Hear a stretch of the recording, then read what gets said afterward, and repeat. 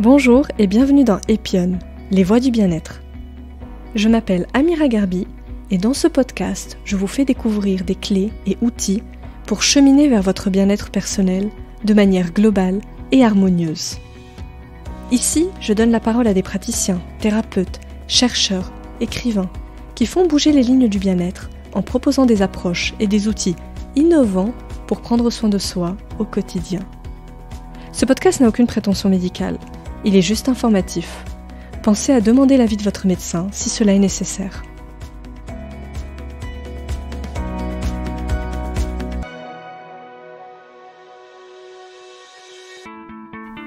Dans cet épisode, je reçois Caroline Lamassoure, coach en développement personnel, experte en Feng Shui et formée à l'EMDR. Cette thérapie brève, basée sur une mécanique oculaire d'auto-guérison, est réputée pour le traitement des traumatismes. Selon EMDR France, plus de 2 millions de patients dans le monde ont déjà fait appel à cette thérapie. Et elle est reconnue par l'OMS et la Haute Autorité de la Santé pour le traitement du stress post-traumatique. Avec Caroline, on revient sur la mécanique à l'œuvre dans la cristallisation d'un traumatisme, sur l'origine de l'EMDR et sur ses spectaculaires effets pour traiter les petits et grands traumas. Preuve que l'on peut toujours adoucir la mémoire de nos épreuves vécues. Cet échange est passionnant et plein de la douceur de Caroline. Je vous souhaite une très belle écoute à tous.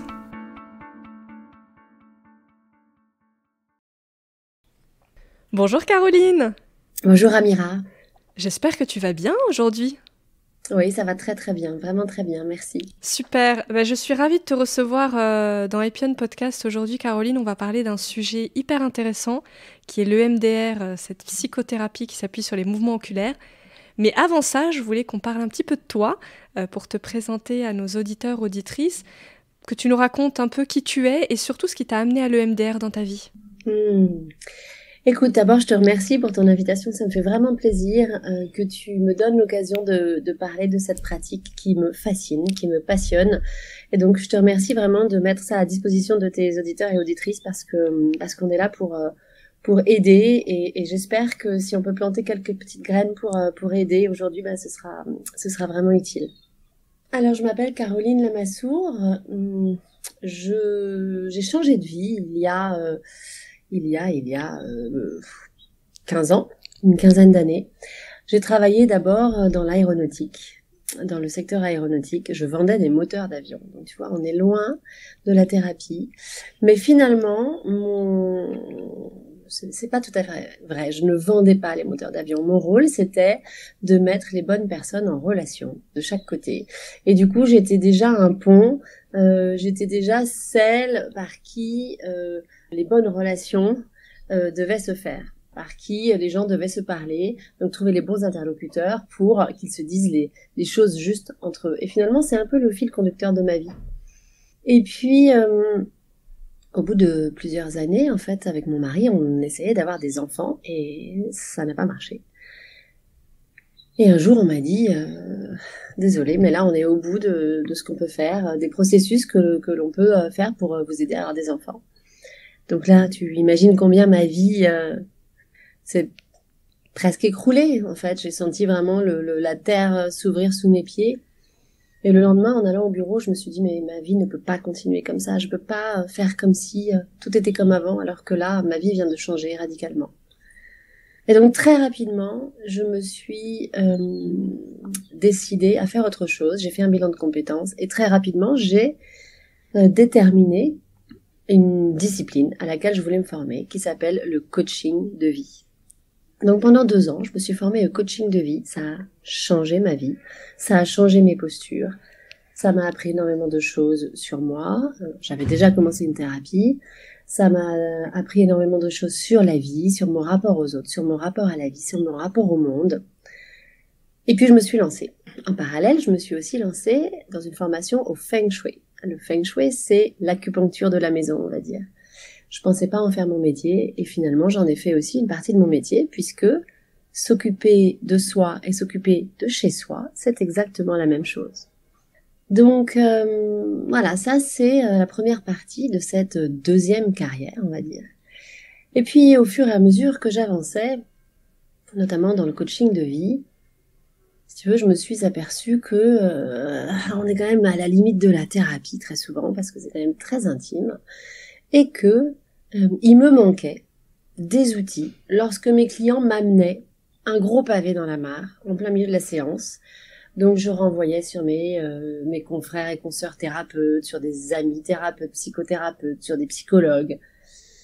Mais c'était quand même un petit peu dommage de ne pas avoir les outils pour traiter ça en séance. Et donc j'en ai parlé avec eux, avec mon réseau.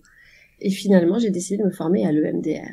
Voilà. Qui aujourd'hui, je dirais, est ma pratique principale dans l'accompagnement. Très clair. Merci beaucoup pour cette introduction, Caroline. Du coup, avant d'entrer dans ce que c'est que le MDR et d'où ça vient, j'aimerais qu'on parle du concept de traumatisme. J'aimerais déjà avoir ta définition de ce que c'est qu'un traumatisme et savoir comment il se cristallise dans nos corps, dans notre mémoire. Si tu peux nous en parler un peu. Bien sûr, bien sûr. Donc effectivement, le MDR est très lié à la notion de traumatisme. Notre vie est faite de petits et grands traumas. Je dis souvent que le premier trauma, c'est la naissance. Lorsque t'es bien au chaud, t'es nourri, logé dans le ventre de ta maman et que tout d'un coup tu te prends une grosse dose d'hormones qui te dit c'est l'heure de sortir et que tout d'un coup il y a du stress, il y a du bruit, il y a de la lumière, il y a du froid, il y a un nouveau rapport à la matière qui se fait. Si en plus tu sors avec un peu de difficulté ou un cordon autour du cou, bon ben voilà.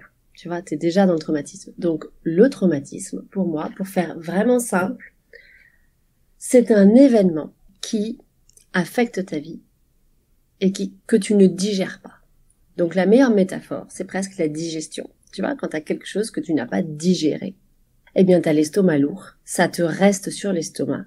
Et ça ampute, j'ai envie de dire, ta capacité à bien vivre et à vivre en harmonie, à être dans l'équilibre. D'accord? Donc, tu as quelque chose qui te reste sur l'estomac.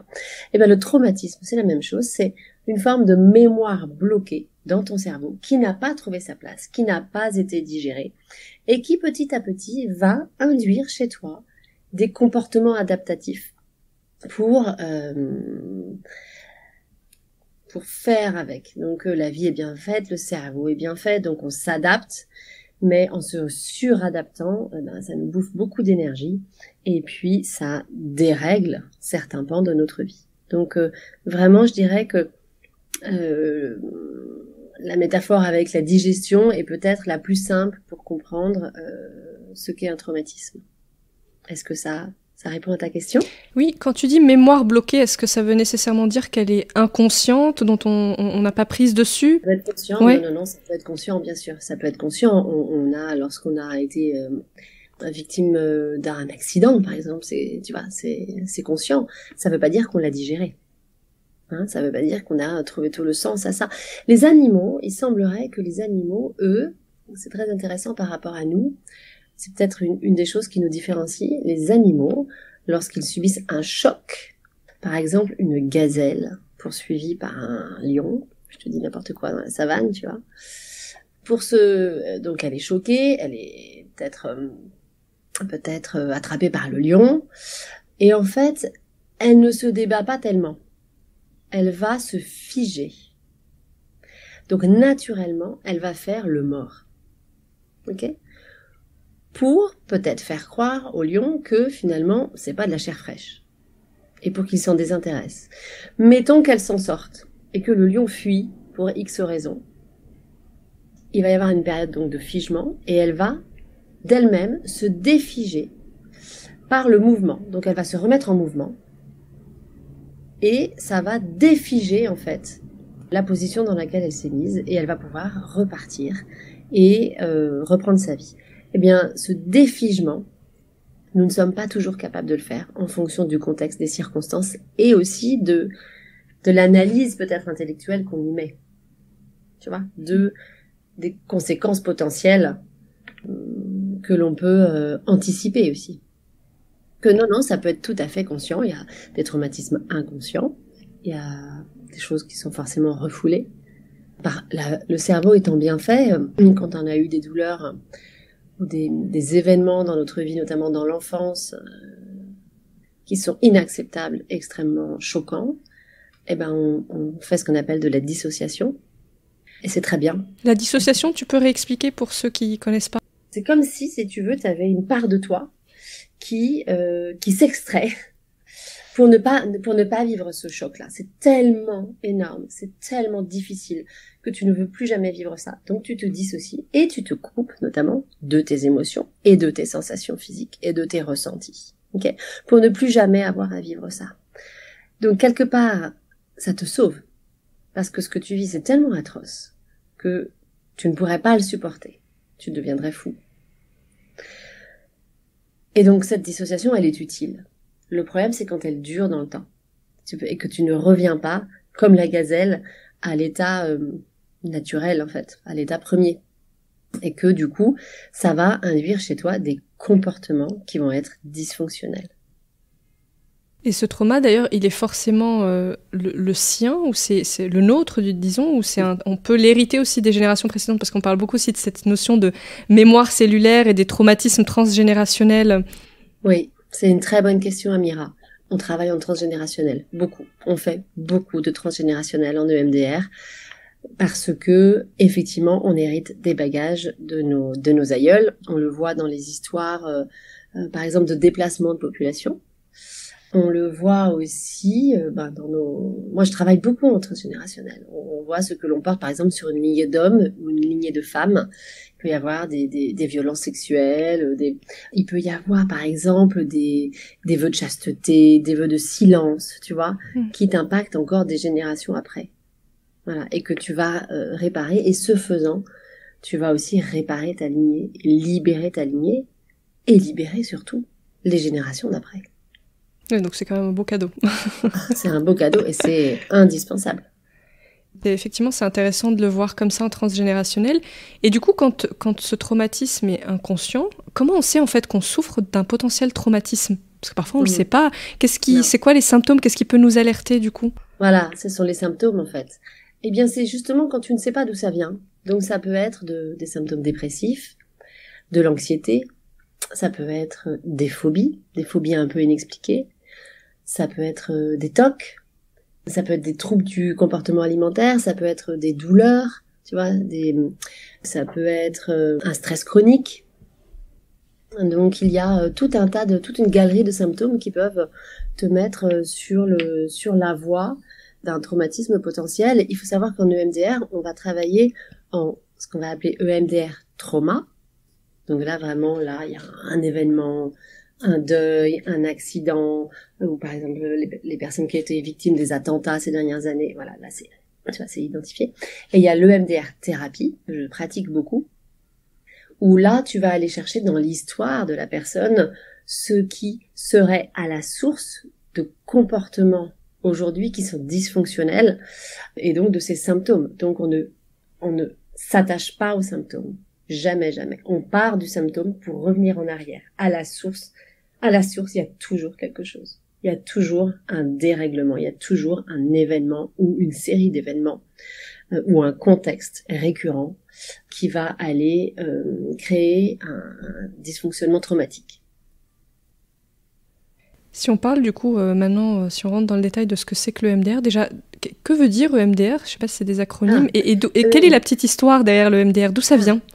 Oui, c'est très intéressant. EMDR pour Eye Movement Desensitization and Reprocessing. Donc c'est la déprogrammation et reprogrammation, désensibilisation et reprogrammation par les mouvements oculaires. Pourquoi par les mouvements oculaires? On pourrait se dire, mais qu'est-ce que ça vient faire là-dedans? Tu vois, qu'est-ce que ça vient faire dans une thérapie? D'abord, moi, j'ai quand même l'impression que pour avoir aussi testé beaucoup de pratiques, que les pratiques les plus efficaces sont quand même celles qui passent par le corps. Parce que le corps, lui, se souvient de tout. Si ta mémoire, ou ton cerveau, il a dissocié, ou il a volontairement, si tu veux, oublié certaines choses, le corps, lui, il n'oublie pas. Donc, en passant par le corps, on a accès quand même à beaucoup de souvenirs. Et donc la petite histoire de l'EMDR, c'est, à la base, c'est une femme, j'adore cette histoire, c'est une femme américaine qui s'appelle Francine Shapiro et qui a, on va dire, découvert, même pas inventé, découvert l'EMDR par hasard en 1987. Il semble qu'elle vivait elle-même un traumatisme, une grosse dépression. Et puis, elle est allée se promener et à la fin de sa promenade, elle était guérie. En quelque sorte. Elle était soulagée, mais d'une façon, si tu veux, vraiment qu'elle ne pouvait pas imaginer. Elle avait pris beaucoup de recul et elle se sentait bien dans son corps, dans ses émotions, dans son esprit. Et elle s'est dit, mais c'est pas juste la promenade, qu'est-ce qui s'est passé? Et en fait, ce qu'elle a fait, c'est qu'elle allait regarder des canards s'envoler. Donc, grâce à des canards, on a accès à cette thérapie. Et le fait de regarder les canards s'envoler, donc de faire des mouvements oculaires de droite à gauche, répétés. Après, elle a analysé ça en laboratoire. Il y a eu énormément de tests et d'études scientifiques avec ses confrères et consoeurs. Et ils ont pu découvrir que les mouvements oculaires que nous faisons chaque nuit, derrière les paupières lorsque nous dormons, en fait, permettent de traiter l'information. Ça veut dire quoi? Ça veut dire que, naturellement, chaque nuit, on traite l'information quand on dort. Okay? Donc là, par exemple, notre entretien que nous avons là, à l'instant, la nuit prochaine, on va le traiter, on va le ranger à sa place.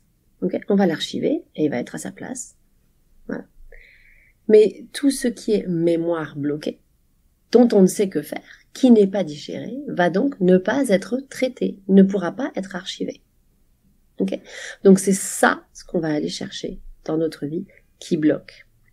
Et Francine Shapiro, ensuite, elle a fait énormément de tests, notamment sur les soldats qui revenaient de la guerre et qui souffraient de syndrome de stress post-traumatique, qui étaient figés, qui étaient incapables de raconter ce qui s'était passé, qui avaient énormément de symptômes psychiques, physiques, et qu'elle a pu en partie soulager en les traitant par le MDR. Aujourd'hui, le MDR, c'est the technique reconnue par l'OMS, l'Organisation mondiale de la santé, ou la haute autorité de santé, chez nous, par exemple, pour traiter les traumatismes. Donc c'est vraiment une pratique reconnue, totalement transparente et prouvée scientifiquement. En vérité, je crois qu'on ne sait pas trop comment ça marche. C'est une technique neuro-émotionnelle, mais ça marche. Et il semblerait que dans les études scientifiques, on voit certaines zones du cerveau s'activer, un peu comme en méditation, ou un peu comme en expansion de conscience. Il y a certaines zones de la mémoire, du coup, oui, qui s'activent. Exactement. Ça permet de ranger les souvenirs. Ouais. Tu vois, on peut pas faire en sorte que l'événement n'ait pas eu lieu, mais on peut faire en sorte de bien vivre avec. Tu vois. Et pour moi, l'apport essentiel de l'EMDR, c'est cette prise de recul, cette prise de distance, cette prise de hauteur. Et ce que ça apporte au quotidien, c'est une bien meilleure gestion des émotions. Et d'ailleurs, en séance, lorsque on traite des événements de l'enfance en cabinet, ce que je vois, c'est incroyable, ce que je vois sur vos visages, c'est tout d'un coup tous les âges de la personne qui passe sur le visage. Et je vois la personne grandir, et je vois la maturité que ça apporte. Ce que ça fait, c'est que, alors qu'avant on était activé, on pouvait se mettre en colère, on pouvait être triste, lorsque un événement ou une personne venait appuyer là où ça fait mal, à partir du moment où la mémoire bloquée est débloquée et traitée et bien rangée, lorsqu'on est à nouveau soumis à un contexte qui nous rappelle potentiellement cet événement-là, eh bien ça n'est plus l'enfant en nous qui réagit, c'est l'adulte. Et l'adulte, lui, il a la prise de recul. Donc il n'a plus besoin de, si tu veux, de se mettre en colère, ou il sait, en fait, il sait, consciemment, comment réagir à cette situation. J'avais une amie qui avait fait appel justement à l'EMDR, alors je ne sais pas pour soigner, en tout cas soulager quel trauma, mais moi ce qui m'avait bluffé à la suite de tout son accompagnement, c'est la confiance en elle qui avait émergé, mais de manière flagrante. C'était plus du tout la même personne. Et je voulais te demander quel lien justement tu établis avec la confiance en soi. Oui, il y a, en fait, on travaille aussi, donc le MDR, c'est une thérapie intégrative et on travaille aussi avec d'autres apports, hein, comme on peut par exemple être formé à la théorie polyvagale ou à la thérapie des schémas de Jung. Et dans les schémas de Jung, il y a justement le schéma de manque d'estime de soi ou le schéma d'assujettissement. Et en fait, selon ce que tu as vécu, tu vas activer potentiellement un schéma de manque d'estime de toi. Et donc, en allant travailler les souvenirs qui sont liés à ce manque d'estime de toi, par exemple, si tes parents n'avaient pas confiance en eux déjà, et donc n'ont pas su te transmettre la confiance en toi, eh bien le fait de régler ce contexte-là va te permettre de remettre presque les compteurs à zéro. Voilà, donc ça dépend de ton schéma de départ, j'ai envie de te dire. Voilà, mais on travaille énormément sur la confiance en soi. Énormément. C'est un travail d'introspection phénoménal. On ne se sent plus coupable, on ne se sent plus responsable. Ça ne veut pas dire on se déresponsabilise des choses. Au contraire, ça veut dire que on prend la responsabilité juste des choses et juste de nos comportements. Voilà. C'est vraiment devenir adulte, mature, oui, responsable, ancré. Ça rapporte énormément de bien-être pour soi et une posture équilibrée, en fait, dans la vie. C'est apprendre à vivre avec son passé, en fait. Oui, exactement. Et c'est Joe Dispenza aussi qui dit ne plus être dépendant de ton passé et de ton environnement. C'est exactement ça. Dans la médecine quantique, tu vois, c'est ce à quoi on veut nous faire parvenir aussi pour pouvoir manifester autre chose.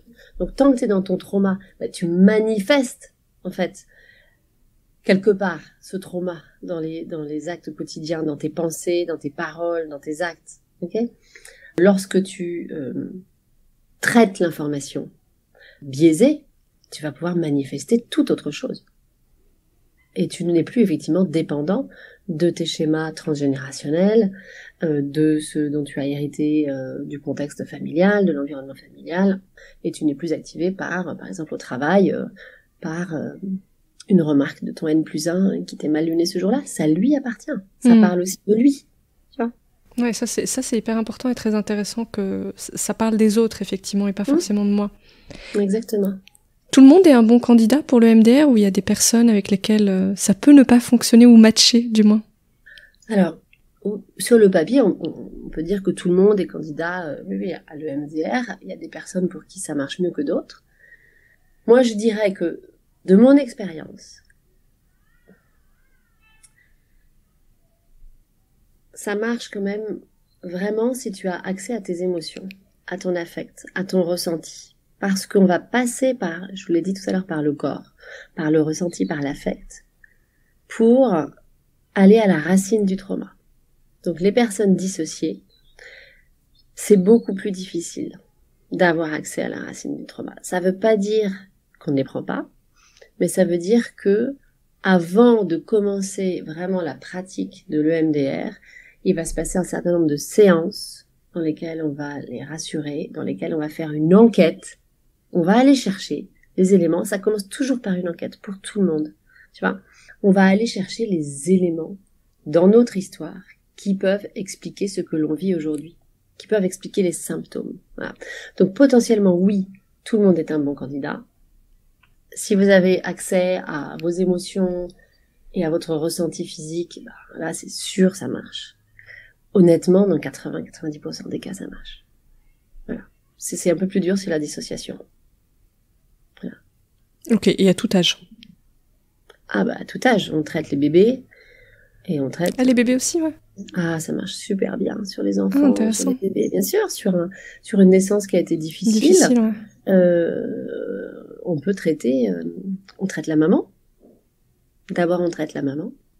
on traite les parents pour éviter que les parents ne recontaminent, entre guillemets, l'enfant. Donc, voilà. Et ensuite, on traite l'enfant. Voilà. Et si tu veux, comme les enfants ont des canaux mnésiques, donc une mémoire, ils ont moins de vécu, donc ils ont des canaux mnésiques beaucoup plus courts, c'est très rapide. Donc une séance avec un enfant, ça peut durer 10 minutes, tu vois. Et souvent, tu ne vois pas ce qui se passe, alors qu'en général, en tant qu'adulte, c'est assez spectaculaire, tu ressens vraiment les choses, ça. Mais quand même, une séance pour un enfant, souvent, après, il exprime beaucoup de joie de vivre. Et ça, dès la naissance? Ou il faut attendre que le naissance, bébé voit un petit... En fait, je pourrais expliquer tout à l'heure quand on parlera peut-être de comment ça se passe une séance. On pourra peut-être détailler une séance pour les enfants ou pour les bébés si tu veux. Du coup, passons là-dessus justement. Alors, comment se passe une séance concrètement? Combien de temps ça dure? Quels sont les prérequis? Oui, pour que les gens puissent se projeter sur la méthode. Bien sûr. Donc, eh bien, la première chose, c'est de trouver un thérapeute EMDR près de chez soi, ou en visio d'ailleurs. Moi, je fais beaucoup de visio, ça marche très très bien. Et surtout de faire alliance avec ton thérapeute. Donc, la première chose, c'est l'alliance thérapeutique. Il faut que tu sois en confiance avec la personne que tu as choisie. Donc, je dirais que le premier rendez-vous, c'est celui-là. C'est apprendre à se connaître. C'est expliquer ce qui va se passer dans la thérapie, dans les séances. Et c'est commencer à faire ce qu'on appelle l'anamnèse. Et donc, aller revisiter l'histoire du patient. Et donc, qui nous raconte là d'où il vient. Voilà. Et après, ça va être à nous d'être dans le bon questionnement pour tilter, tu vois, il va y avoir des choses qui vont nous faire tilt un petit peu dans notre esprit et qui vont nous permettre d'appuyer sur un point, de chercher un approfondissement. Et puis souvent, on voit si la personne est activée, c'est-à-dire que ça déclenche une émotion. Et donc, on va établir un plan de traitement, voilà, avec des cibles. Les cibles étant les événements que nous allons traiter. D'accord ? Ensuite, ces événements, on va les traiter dans les séances suivantes. Donc, une séance, alors, tu vas aussi, pour les personnes, ça arrive, qui sont un peu stressées et tout ça, leur donner toutes les ressources pour qu'elles puissent à tout moment revenir dans un lieu sûr, tu vois, pouvoir dire stop. En fait, tu ne perds jamais le contrôle en séance de MDR. Tu vois, t'es pas en état modifié de conscience. Vraiment, c'est pas comme... le MDR, c'est un peu le cousin de l'hypnose, mais c'est pas vraiment le même... c'est pas le même voyage. D'accord ? Donc là, tu restes vraiment conscient. Et donc, très concrètement, on va choisir un événement, le plus ancien possible, et on va demander à la personne de le raconter.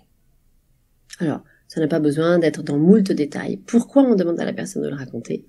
Pour qu'elle replonge dans l'événement. On doit retraverser l'événement. Alors, c'est pas toujours rigolo. Ça, je te l'accorde. Parce que, tout à l'heure, je t'ai dit, on a besoin d'avoir accès à son ressenti et son affect, parce que ça fait remonter les émotions et les ressentis physiques. Donc, c'est vrai que lorsque tu traites une agression sexuelle, un accident, un deuil, c'est pas rigolo, mais ça ne dure pas très longtemps.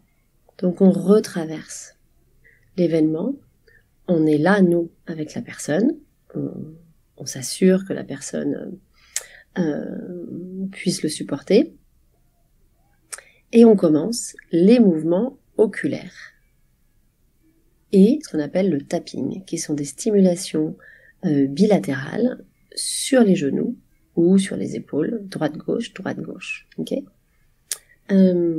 pour aller stimuler les hémisphères du cerveau. Donc, une fois que la personne a raconté, on va commencer les mouvements oculaires en demandant à la personne de se focaliser sur l'image du pire moment. Voilà. Et donc là commence véritablement le traitement EMDR. Dans une séance qui dure 1h15, 1h30, le traitement EMDR en lui-même dure 20-30 minutes. Ok ?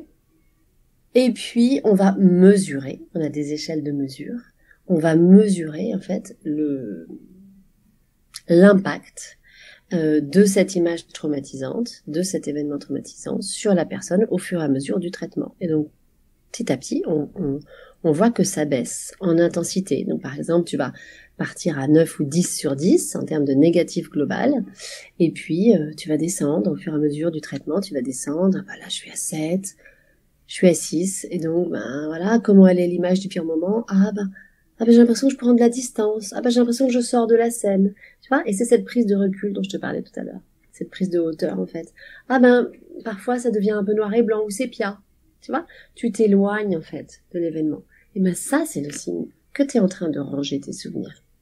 Voilà. Que tu es en train de traiter l'information. Et puis, l'objectif, c'est d'arriver à 0. Voilà. Et donc, c'est une alternance de mouvements oculaires, de tapping, de questionnement, de ressenti dans le corps. Voilà.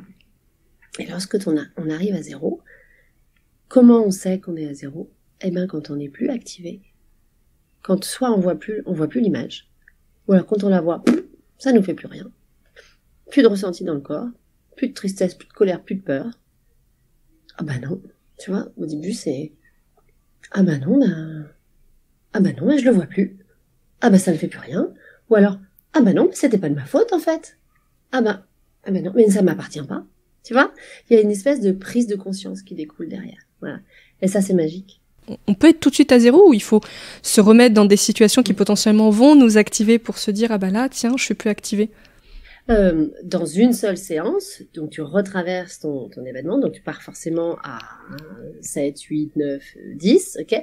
Et en règle générale, on est à 0 sur cet événement-là à la fin de la séance. On ne fait pas repartir la personne si elle n'est pas à 0, ou alors on a des techniques de ce qu'on appelle mise en boîte pour que la personne ne reste pas avec son trauma activé jusqu'à la prochaine séance, tu vois. Donc, on appuie sur pause en quelque sorte.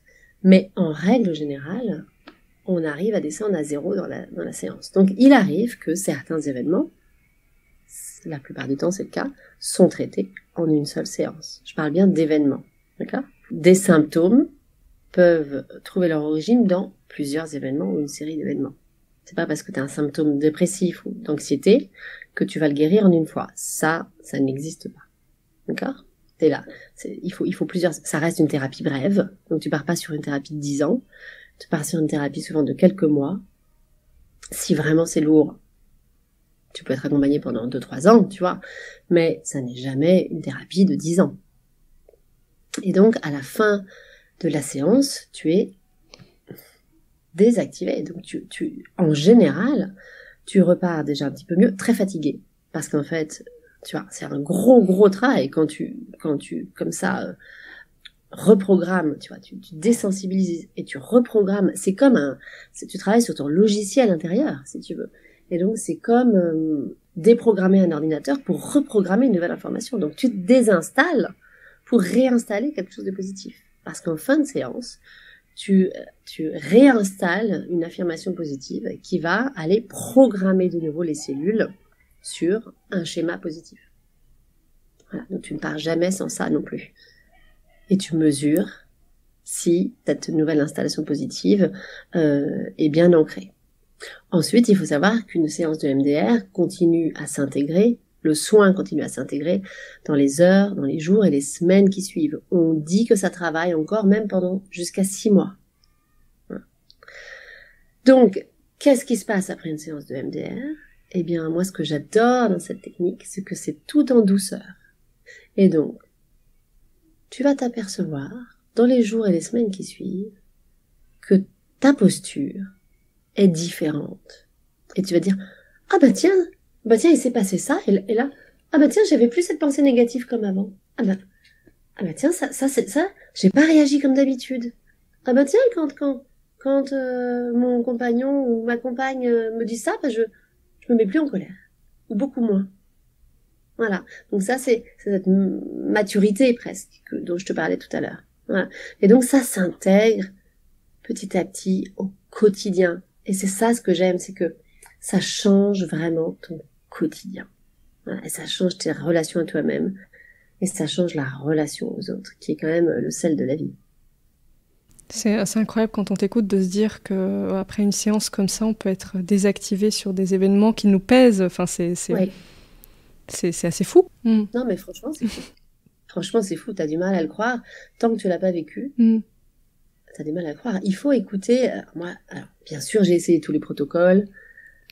J'ai tout fait sur moi et je continue à me traiter, à me faire traiter, à me faire superviser, évidemment, beaucoup, et à me former. Mais tu pourrais, tu vois, à la fin du podcast, ajouter des témoignages de personnes qui sont passées en traitement EMDR. C'est ça. Moi, je dis toujours, le EMDR, ça change la vie. Ça change la vie. Voilà. Pour qu'on puisse se projeter, d'ailleurs pour ceux qui nous écoutent, est-ce que tu as des cas d'école justement à nous partager, des témoignages de situations, d'événements, parce que tu parles d'événements effectivement, donc je reprends ton terme, d'événements sur lesquels l'EMDR marche très très bien, pour qu'on puisse avoir un peu des thématiques, des exemples de ce qu'on peut traiter avec l'EMDR. Alors moi j'accompagne beaucoup les femmes, et donc on a beaucoup de cas de violences sexuelles, d'inceste, au-delà de ça de harcèlement, au-delà de ça de problématiques liées à la fertilité, des problématiques aussi de fausses couches, d'avortement, d'accouchement difficile. Et donc sur toutes ces problématiques-là, ça marche très très bien, ça soulage énormément. Et donc par exemple un avortement dont tu te sentirais coupable, que tu n'as pas digéré, tu peux pas faire en sorte, encore une fois, qu'il n'ait pas eu lieu, mais tu vas être en paix avec ça. Les burn-out, j'accompagne beaucoup de personnes en burn-out, post-burn-out. Et là, si tu veux, j'ai envie de dire, quelque part, il y a presque des candidats au burn-out, puisque généralement, à la genèse du burn-out, on a un contexte familial ultra perfectionniste et ultra exigeant, avec des exigences très très très élevées. Et donc, quand t'es enfant, la seule chose qui compte, c'est d'être aimé de tes parents. D'accord ? Donc parfois tu ne peux pas dire non, tu n'as pas la capacité de dire non, de dire stop. Et donc tu vas jusqu'à l'épuisement. Et ça s'inscrit en toi. Pour être aimé, j'ai besoin de donner, travailler. Sans ça, je serais pas aimé. Et donc ça, ce sont des comportements que tu retrouves à l'école, que tu retrouves en prépa, que tu retrouves dans les études et que tu retrouves évidemment au travail. Voilà, jusqu'à ce que le corps lâche, dise stop. Donc ça, on retrouve toujours des schémas d'exigence élevés. Dans le perfectionnisme aussi, sans aller jusqu'au burn-out, dans les personnes qui sont perfectionnistes, il y a généralement ce schéma d'exigence élevée qui a été subi en fait dans l'enfance. Qu'est-ce qu'on peut avoir après, t'as les deuils bloqués. Les deuils bloqués, quand tu n'as pas fait le deuil, peut-être d'un enfant qui a été perdu, ou même de quelque chose de naturel, hein, même de nos aïeuls, de nos parents, d'une figure d'attachement très forte, tu vois. Tu permets à la personne de laisser partir la personne qui est décédée, et du coup d'être en paix avec ça, et tu vois que cette personne va nouer presque une nouvelle relation, une relation différente avec la personne qui est décédée. Voilà. Après, par exemple, il y a des personnes qui se sentent en insécurité, tout simplement parce que, enfants, ils ont déménagé, ils ont changé de lieu de vie, et qu'on leur a pas expliqué ce qui se passait, on leur a pas expliqué ce qui se jouait, et donc quelque part on les a, enfants, arrachés à leur territoire, à tous ceux qu'ils connaissaient, pour les amener dans un territoire nouveau. Ça peut être même en milieu d'année, tu vois, donc tu vas changer d'école et tout ça. Et là, l'enfant, il comprend pas. Donc il n'a pas les capacités de mettre du sens sur ce qui se passe. Voilà. Et il n'a pas forcément les capacités de poser les bonnes questions. Voilà. Donc là, tu peux avoir un traumatisme. Chez les enfants, tu peux avoir un traumatisme sans que ça se manifeste tant que ça sur la mort d'un animal de compagnie. Tu vois ? Il se peut que des mois après, ton enfant... et du coup, tu feras pas le lien. Tu vois, tu feras pas le lien entre la mort de l'animal de compagnie, et lui non plus, l'enfant ne fera pas, et un comportement qui va changer. Voilà. Puis les enfants, puis il y a beaucoup de non-dits aussi, tu vois, les non-dits dans les familles, les secrets de famille, on lève beaucoup de secrets de famille. Voilà. Tu te sentirais en arrière, tu sais pas pourquoi.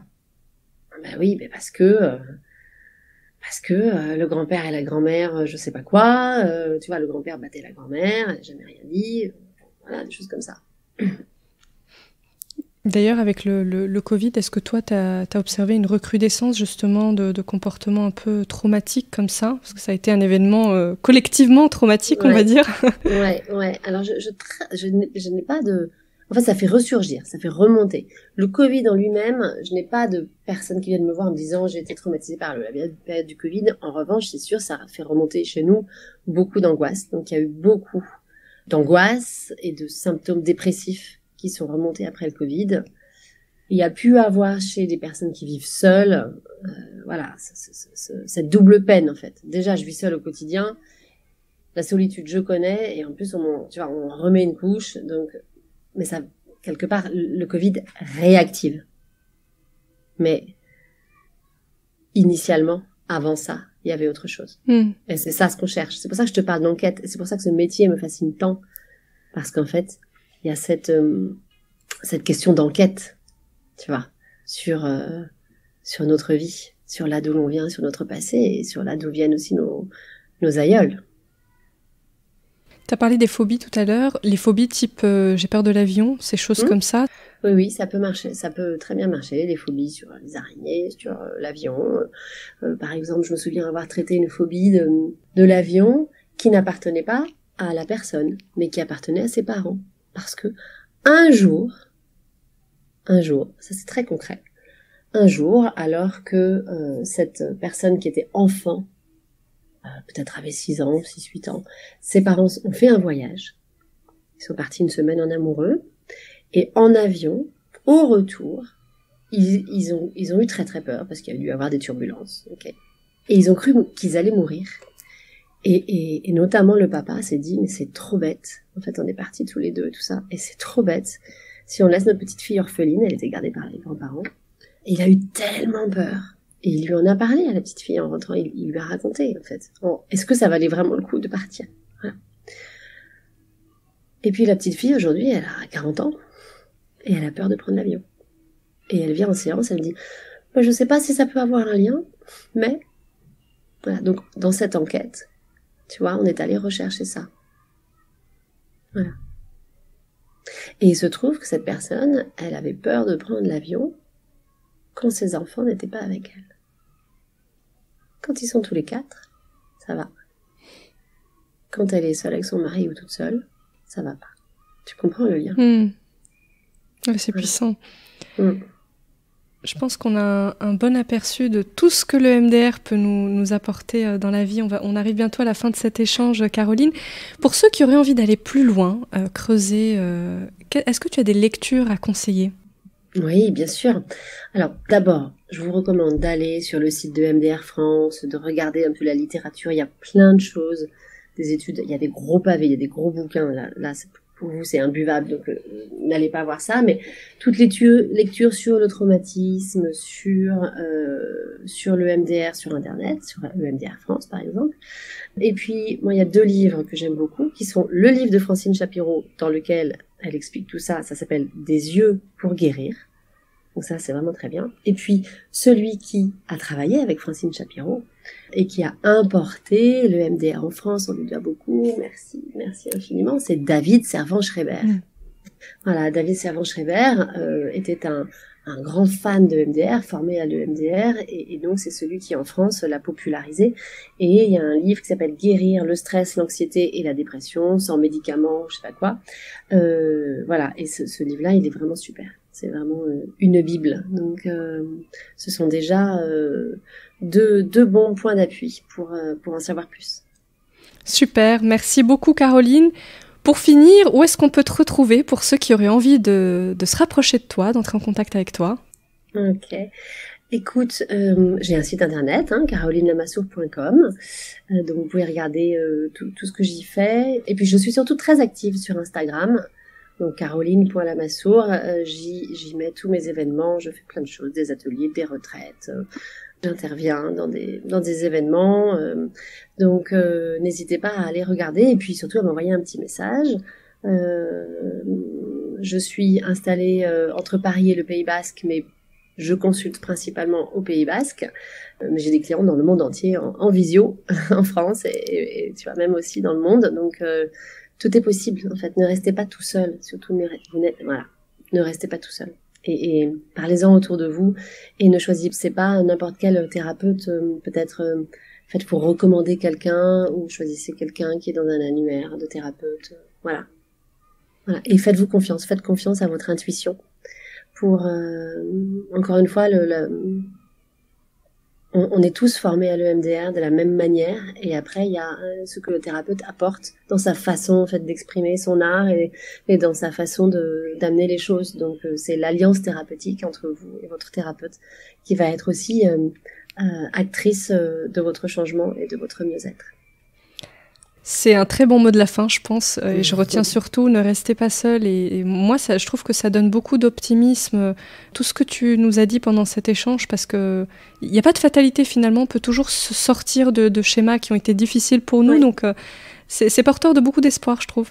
Oui, il faut tester en fait. Il faut pas rester seul et il faut oser. Je sais combien, pour avoir moi-même été pendant très très longtemps... dans la recherche de thérapie pour avoir des enfants. Et by the way, on a eu 2 enfants. Donc l'histoire est belle. Et donc je sais le courage que ça demande d'aller raconter son histoire et d'aller la retraverser. Mais vraiment, ça vaut le coup. La plupart du temps, ça marche. Parfois, ça marche pas. Mais la plupart du temps, ça marche. Super, et je pense qu'on va s'arrêter sur cette note-là. Merci infiniment Caroline pour ce très bel échange, très riche. C'était un très très bel échange, très riche, très doux. J'ai passé un moment très plaisant en ta compagnie et je pense que ce plaisir sera partagé par nos auditeurs. Je te souhaite une belle journée et je te dis à très bientôt. Merci Amira, très belle journée à toi et très belle journée à tous. Si vous avez aimé cette conversation, je vous invite à noter le podcast 5 étoiles sur Apple Podcasts ou sur votre plateforme d'écoute préférée et à vous abonner pour rester informé des prochains épisodes.